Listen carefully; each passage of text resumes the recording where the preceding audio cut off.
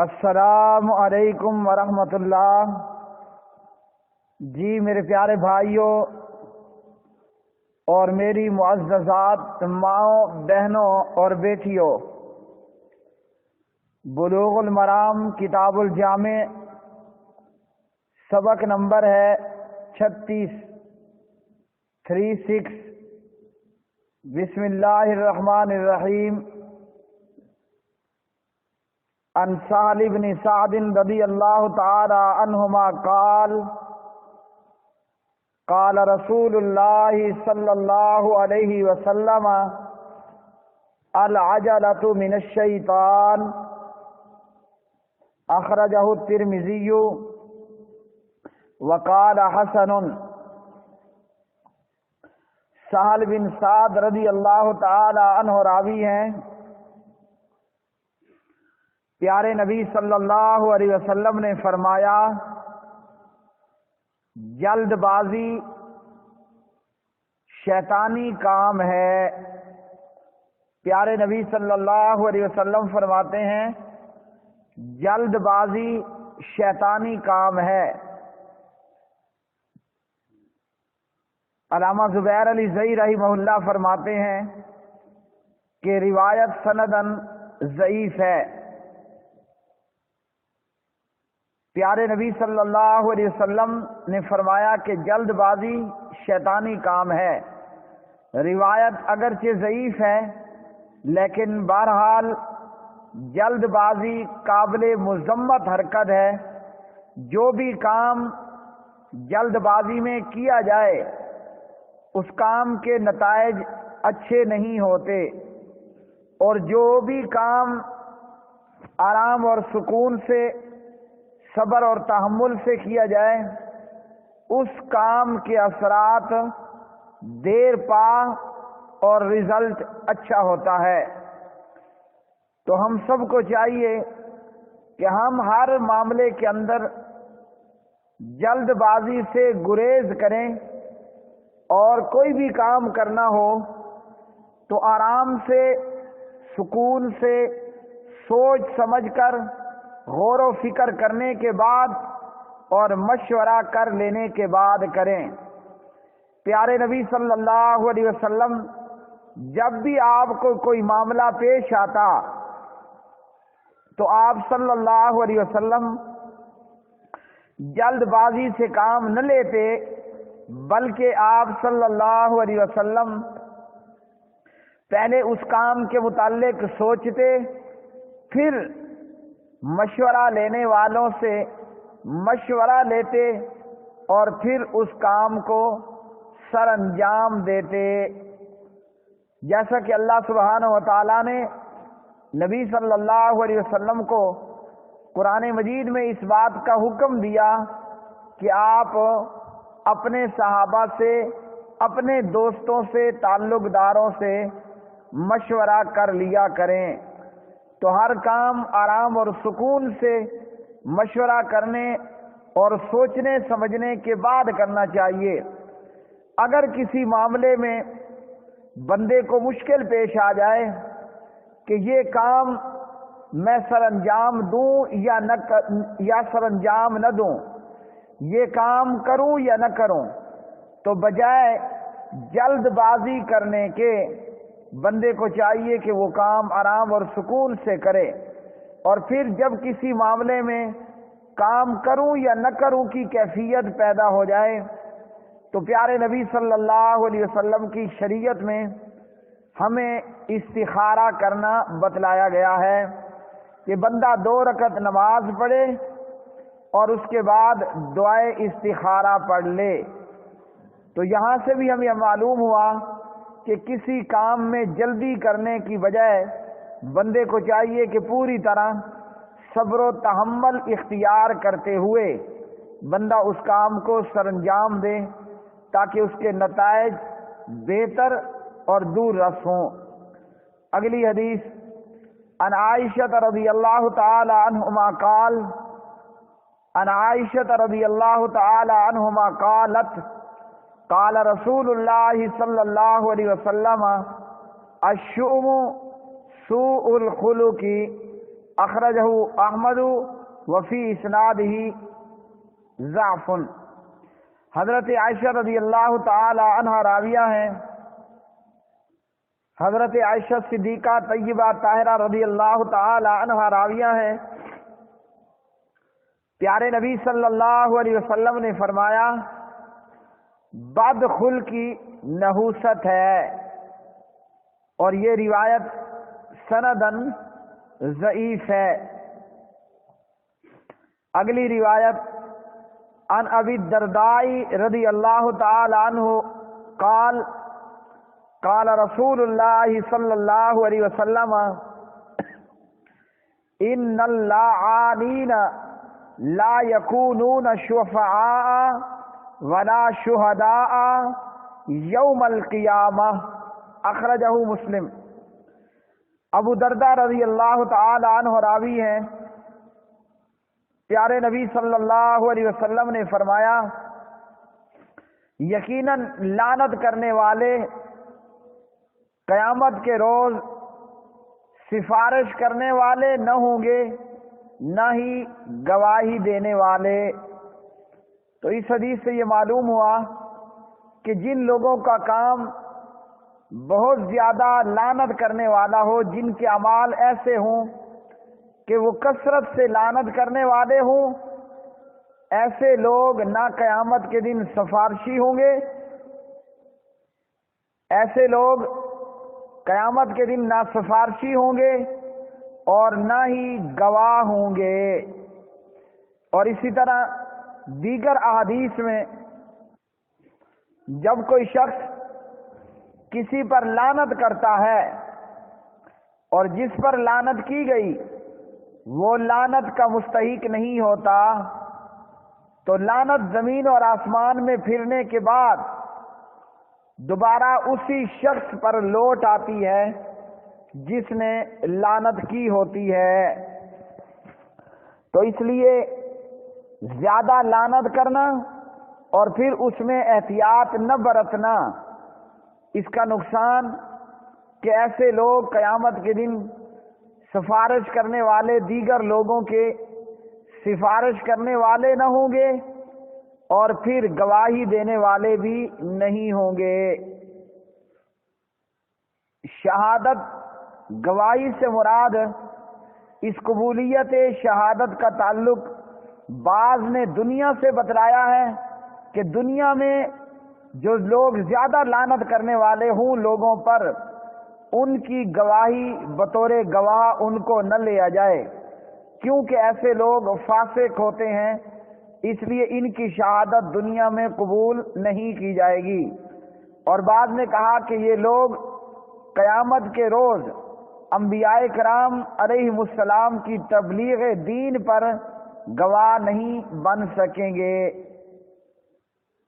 پیارے نبی صلی اللہ علیہ وسلم کی اس حدیث سے معلوم ہوا کہ ہمیں 100% کوشش کرنی چاہیے کہ ہم لعنت کرنے سے گریز کریں، سوائے اس کے کہ جن لوگوں پر اللہ اور اس کے رسول صلی اللہ علیہ وسلم نے لعنت کی ہے۔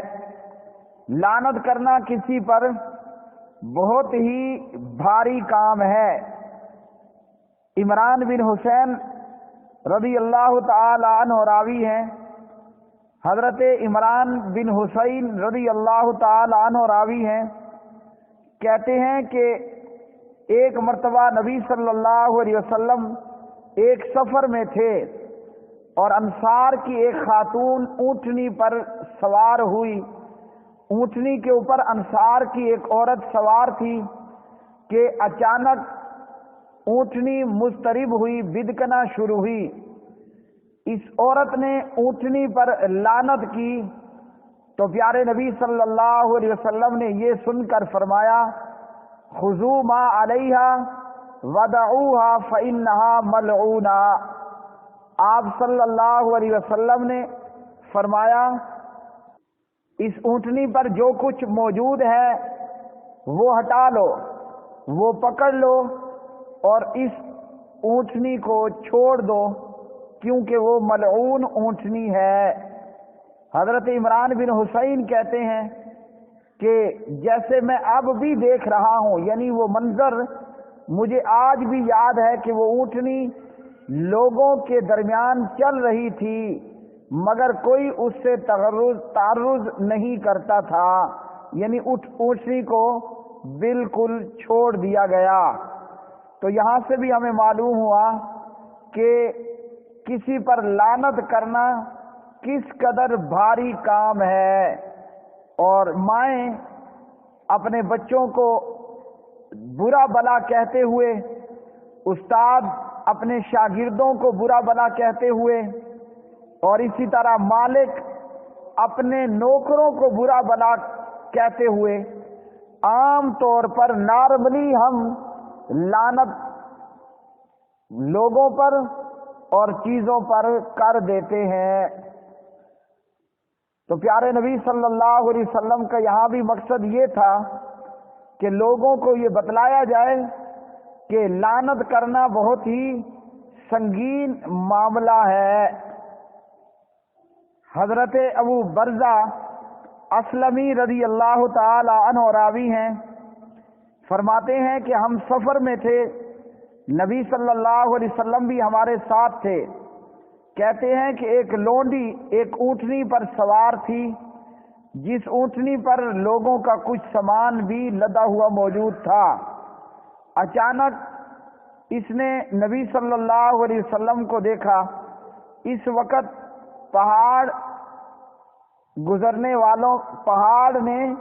پہاڑی درے نے گزرنے والوں کا راستہ تنگ کر دیا۔ اس باندی نے لونڈی نے اونٹنی کو زور سے کہا کہ تیز چلو تاکہ نبی صلی اللہ علیہ وسلم کے قریب پہنچ جائیں۔ جب وہ اونٹنی تیز نہ ہوئی تو یہ لونڈیا کہنے لگی اس اونٹنی کو، اے اللہ اس اونٹنی پر لعنت بھیج۔ ابو برزہ اسلمی رضی اللہ تعالی عنہ کہتے ہیں کہ نبی صلی اللہ علیہ وسلم نے یہ سنا تو آپ صلی اللہ علیہ وسلم نے فرمایا، وہ اونٹنی جس پر لعنت ہو وہ ہمارے ساتھ شریک سفر نہ ہو۔ حضرت ابو ہریرہ رضی اللہ تعالی عنہ راوی ہیں، ان رسول اللہ صلی اللہ علیہ وسلم قال لا ينبغي للصدیق ان یکون لعانا۔ پیارے نبی صلی اللہ علیہ وسلم نے فرمایا کہ صدیق کے شایان شان نہیں ہے کہ وہ زیادہ لعنت کرنے والا ہو۔ صدیق سے مراد یہاں حضرت ابو بکر صدیق رضی اللہ تعالی عنہ ہیں۔ اس حدیث سے ایک تو ہمیں یہ معلوم ہوا کہ ابو بکر کو صدیق کا لقب خود پیارے نبی صلی اللہ علیہ وسلم نے دیا۔ ابو ہریرہ فرماتے ہیں پیارے نبی نے فرمایا صدیق یعنی ابو بکر کے لیے یہ شایان شان نہیں کہ ابو بکر زیادہ لعنت کرنے والا ہو۔ واقعہ یہ ہے کہ جسے امام بہقی نے روایت کیا، سید عائشہ رضی اللہ تعالی عنہ روایت کرتی ہیں کہ ایک مرتبہ پیارے نبی صلی اللہ علیہ وسلم جناب ابو بکر صدیق رضی اللہ تعالی عنہ کے قریب سے گزرے تو ابو بکر اپنے کسی غلام پہ غصے ہو کر اس غلام کے لیے لفظ لعنت استعمال کر رہے تھے۔ پیارے نبی نے ابو بکر کو یاد دلایا کہ اللہ نے جو منصب، جو مقام، جو رتبہ ابو بکر کو دیا ہے، ابو بکر کے لیے لفظ لعنت استعمال کرنا اس کی شایان شان نہیں ہے۔ تو ابو بکر رضی اللہ تعالی عنہ نے عرض کی کہ یا رسول اللہ صلی اللہ علیہ وسلم آئندہ میں ایسا نہیں کروں گا۔ حدیث نمبر 5154۔ یہاں یہ یاد رکھنا چاہیے کہ اللہ کے دشمنوں، خصوصاً خیانت کرنے والے، دھوکے باز، دھوکے سے مسلمانوں کو، بے گناہ مسلمانوں کو قتل کرنے والے اور کافروں کے لیے لعنت کرنا نبی صلی اللہ علیہ وسلم سے ثابت ہے مثال کے طور پر اللہم لعن الکفرۃ الذین یصدون عن سبیلک ویکذبون رسلک ویقاتلون اولیاءک اللہم خالف بین کلمتہم وزلزل اقدامہم وانزل بہم بأسک الذی لا تردہ عن القوم المجرمین۔ کافروں کے لیے، مسلمانوں کے دشمنوں کے لیے، مسلمانوں کے دشمنوں پر لعنت کرنا، اسلام کے دشمنوں پر لعنت کرنا درست ہے۔ اور اسی طرح نبی صلی اللہ علیہ وسلم نے حلالہ کرنے والے اور کروانے والے پر بھی لعنت کی ہے۔ اور اسی طرح نبی صلی اللہ علیہ وسلم کا یہ فرمان کہ جسے ہم نے بلوغ المرام کتاب الجامع میں پڑھا اور راوی اس کے ابو درداء ہیں کہ قیامت کے دن بہت زیادہ جو لوگ لعنت کرنے والے ہوں گے دنیا میں، نہ وہ سفارشی ہوں گے نہ وہ گواہ ہوں گے۔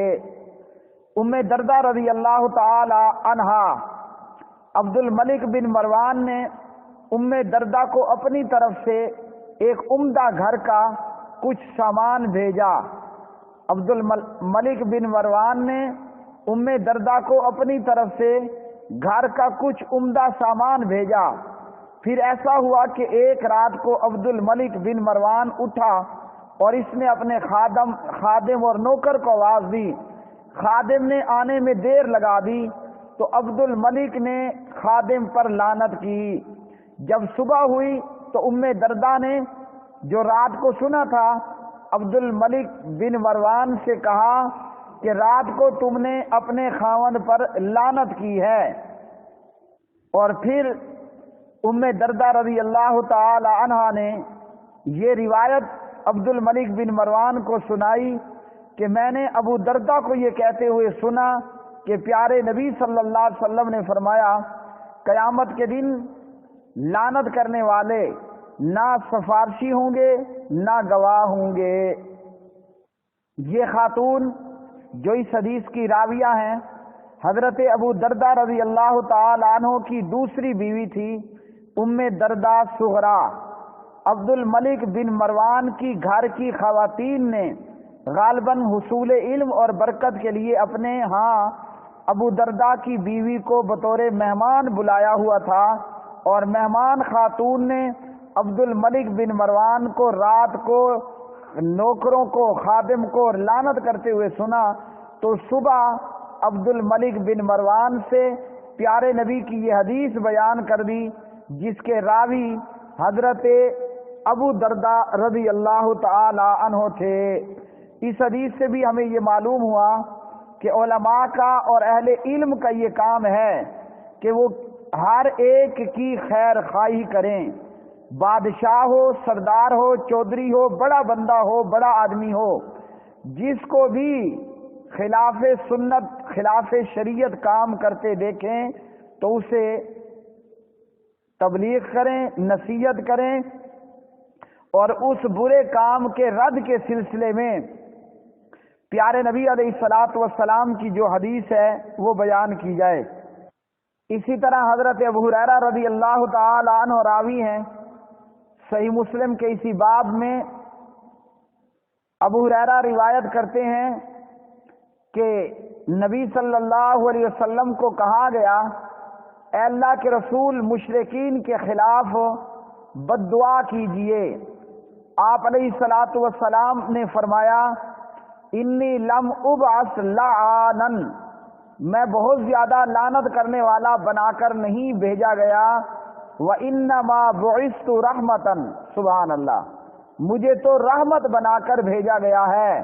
یعنی ہر معاملے میں اور ہر کافر پر لعنت کرتے چلے جانا یہ میرا کام نہیں ہے، میں نبی رحمت ہوں، مجھے اللہ نے لعنت کرنے والا بنا کر نہیں بھیجا، مجھے اللہ نے لعنت کرنے والا بنا کر نہیں بھیجا، بلکہ اللہ نے مجھے سراپا رحمت بنا کر بھیجا ہے۔